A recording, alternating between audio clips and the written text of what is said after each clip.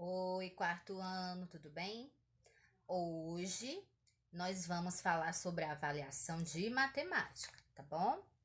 Olha só, na primeira questão, ele vai pedir que você pinte as dezenas. Nós temos alguns números, você deve observar que um número vai representar a unidade e o outro número a dezena. Então, todos eles você vai pintar a dezena, tá? Na segunda questão, nós temos os carrinhos. Para você poder identificar quantas dezenas tem e quantas unidades, é interessante que você circule de 10 em 10 a quantidade de carrinhos, porque no final você vai saber a quantidade de dezenas e unidades e vai poder marcar a opção correta, tá bom? Na terceira, nós temos o desenho do material dourado. Vocês sabem que os cubinhos representam as unidades, as barrinhas representam as dezenas e as placas representam as centenas. Então, abaixo de cada uma delas, você vai colocar a quantidade. Quantos cubinhos tem? Você coloca. Quantas barrinhas? Você coloca o número. E quantas plaquinhas? Ao lado, você vai juntar esses números para formar o número total. E também ele está pedindo como se lê. Então, você vai escrever como se lê aquele número que você identificou, tá? Quarta questão. Ele pede o menor valor posicional e o maior. O menor valor posicional, gente, é quando o número ele está na posição das unidades, porque o valor dele é bem baixinho. E o maior valor posicional, de acordo com a prova, é quando o número está nas centenas. Então, você vai observar o número que ele está pedindo e marcar a opção correta. Menor valor está nas unidades e maior valor está nas centenas, certo?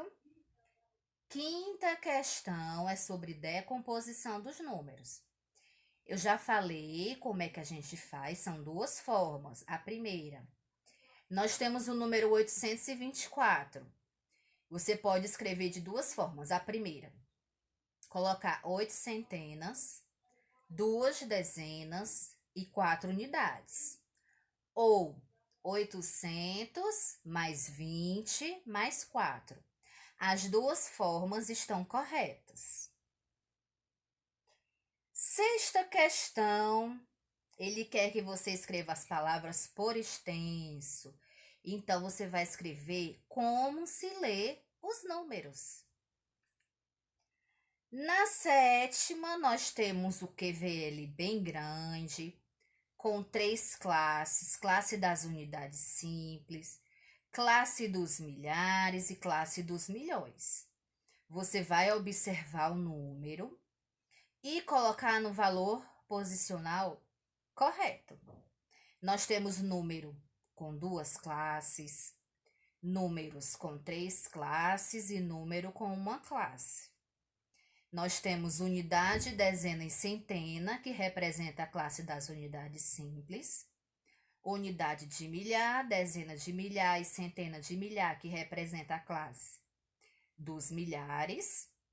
E centenas de milhão, dezena de milhão, unidade de milhão, que representa os milhões. Então, observe direitinho os números para colocar no valor na posição correta. Oitava, é um enigma. Ele dá 3 dicas e você vai marcar as duas opções corretas.